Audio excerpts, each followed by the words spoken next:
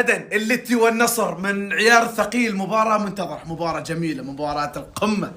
يا سلام عليك على المقدمة يا توقعاتك؟ أول شيء أشكرك على المقدمة الجميلة أشكرك أنت كذلك. إعلامي مناجع إن شاء الله. سعيد، شكرا على الكلام الجميل، يستاهلون. كوكونا هاي مباراة النار، كوكونا نعم. مباراة القمة، نعم. كوكونا تجمع نعم. بين المتصدر، بين الأول والثاني.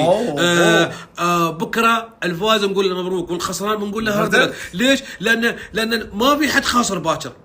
الخاسر اللي بالدوري.